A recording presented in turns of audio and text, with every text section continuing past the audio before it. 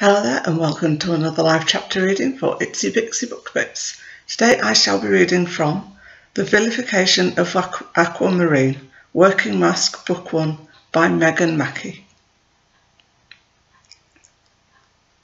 Prologue, Hero Memoriam. Sitting at the desk, Constance Strong pulled the back of her suit jacket down so she could sit on the edges. Wouldn't do to have her shoulder pads riding up. She resisted the urge to check her lipstick one more time. She needed to focus. Relax her face. Don't look severe, but don't smile either. This will be the most important report of her life.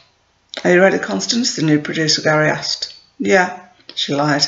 She tapped the sheets of paper in front of her into a nice pile, though she wouldn't look at them at all while she was live.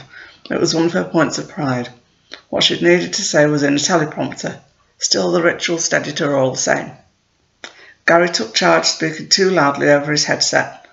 All right, let's go, people. Here we are now. The time has come. Constance is on in 3, 2, 1. He mouthed the 1, then pointed. The green light went on over the oily eye of the camera.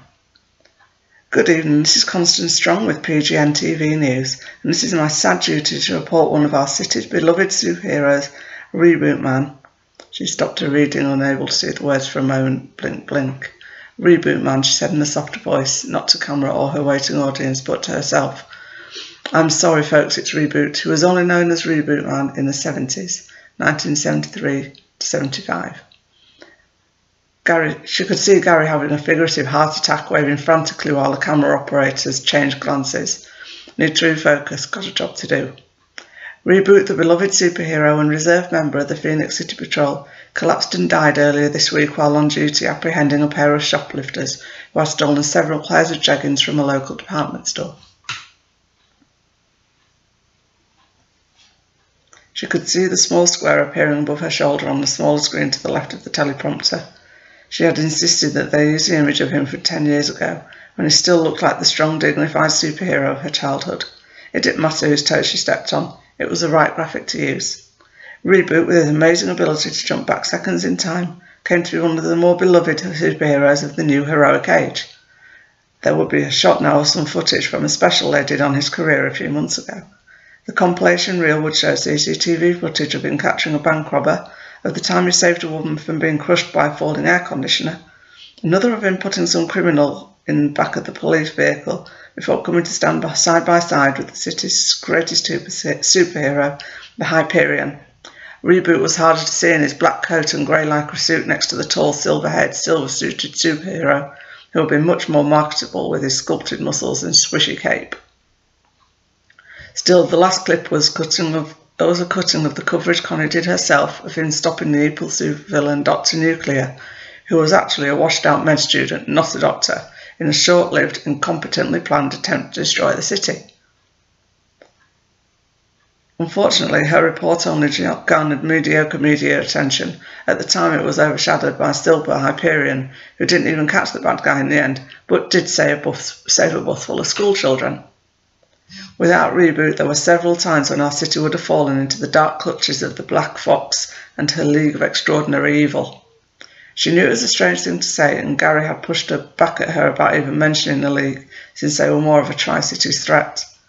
Few people in Phoenix City knew of the League of Extraordinary Evil, and those that did didn't really care. The supervillain group had very little activity in a city that boasted two superhero groups, the Pantheon and the Phoenix City Patrol. But with the current upheaval surrounding the Pantheon and the struggle with the Phoenix City Patrol to pick up the slack in the population of 8.8 million, only a fool would not recognise the opportunity for the League or other villain groups to make inroads here. It was a name Constance expected to say more often in the future, so it stayed in the script. I think I can speak for all of us here at PGN TV when I say our city will shine a little bit dimmer in the days to come. There it was, the hitch in the back of her throat that broke on the last word. She promised herself she would get through this. She stared at the waiting, oily black eye of the camera, knowing it all waiting for her. She had to say it, even though her own heart was breaking, her own personal hero gone, and no one could know. A single tear slipped down her cheek. We will miss you, Reboot. Chapter 1. Everybody wants to be a hero. No, you're not hearing me. I can't use this, Aqua Marine cried as she slammed the disc case onto the ground. This predictably shattered the flimsy plastic into a million pieces and cracked the disc it was supposed to be protecting. The future superhero didn't really care. No, my hero license say Aqua Marine. I wrote very legibly and in the form. I don't give a flying f. The voice in her ear cut her off, calling her several more unprofessional names.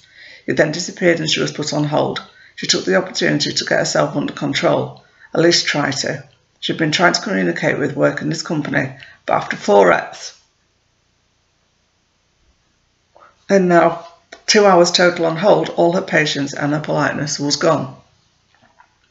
The manager she had spoken to previously returned, insisting that there was nothing more they would be doing concerning her case. You told me that if anything happened to the data on that hard drive, that I would be entitled to a full refund. And what you sent me is not what was on that hard drive.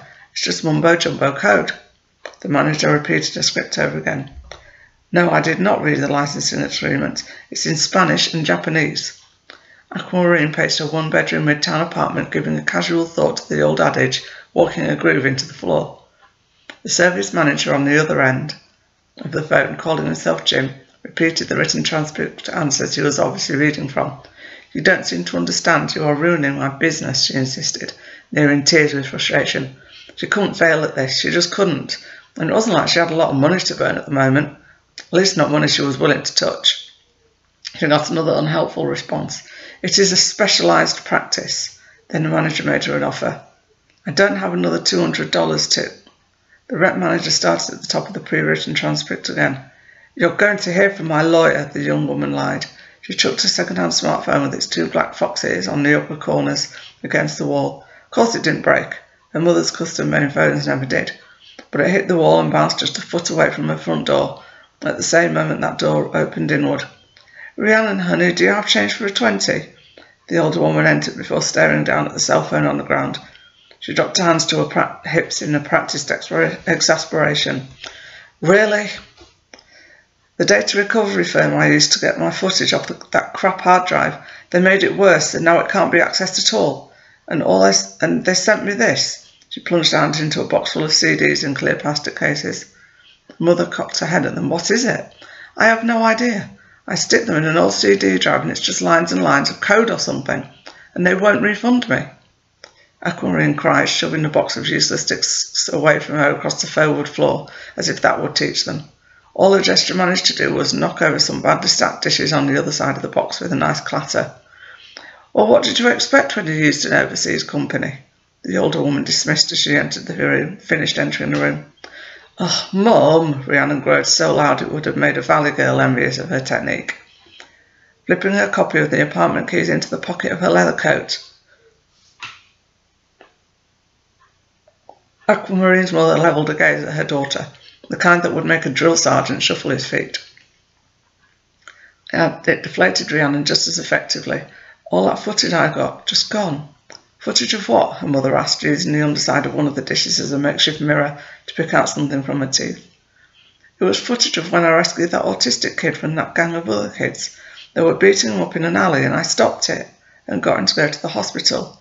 He had been recording at the time and he sent me the footage as a thank you. He was recording it. Well, he was actually there doing street art and recording himself for TikTok. The kid got a fine, but if it wasn't for me intervening, he would have gotten a lot worse. Aqua Marine laid her head back on the couch. Not that anyone will ever know, because now the footage has been eaten by Linux, and the contact info I had from the kid was also on that computer. It sounded like a death knell the way she said it, with a long grave silence after. Rhiannon lifted her head, remembering. What do you need the change for? I was to tip the cab driver, but never mind, he'll figure it out. Her mother replied, bending down to pick up the phone between 2 black-lacquered, perfectly manicured nails. What are you doing here, Mum? The younger woman asked as she picked up some of the knocked-over dishes off the floor to belatedly add to the pile in her sink. She hated when her mother just came over, considering her place never even close to company ready, and the dishes had gotten out of hand. Well, you sounded like you were having a nervous breakdown, so I came over to see if I could help or something. I'm pretty sure that's what mothers are supposed to do. Rhiannon didn't respond to that. Instead, she flung herself backwards onto a third-hand couch to cover her face with one arm in abject defeat. She could hear her mother's sigh of judgment at the state of her apartment, but for once she didn't say anything about getting her a cleaner this time. Why don't you work with someone at the police department or something? I'm sure they could use the help, bless their poor idiotic souls. I'm a Delta-class superhero, Mum. Not a Beta or Alpha class who gets everything handed to them by the Pantheon or the Army or something. At my level, you don't get gigs like working with the police till you get an agent, or they come to you. And now I'll never find an agent without that footage. The older one will scoff. Agents? Really, girl, in my day out you went out and did good or bad or whatever and got on with it. Yeah, well, in your day, Mum, there wasn't exactly a lot of competition either. And I can tell you the Black Fox never waited around for someone's permission, her mother sniffed. Yes, everybody knows you were a supervillain. That does not even remotely relate to what I'm dealing with here. Of course, you didn't have to follow the rules, because when does the Black Fox have to be accountable to anyone? But when you're trying to be professional, or not even that, just trying to be a basic, friendly, neighbourhood, Delta-class licensed superhero, there are things called vigilante laws. You should know, you were the reason they wrote them. Well, heroes are governed by rules. This is an extreme oversimplification of the situation, as you are well aware. Black Fox crossed her arms, tapping her nails against her elbow. Well, heroes are governed by rules, laws and mountains of paperwork, okay? If I want to legitimately do this, that footage would have been a good first step, and now I'm screwed. Aqua Marine flopped backwards onto her couch, her long aqua-coloured hair pulling loose from the crown braid she had half started, before getting a package of now useless discs. I should just go back to school. I hope you enjoyed this chapter reading and that you'll go check out the book. Thanks very much for watching. Bye bye.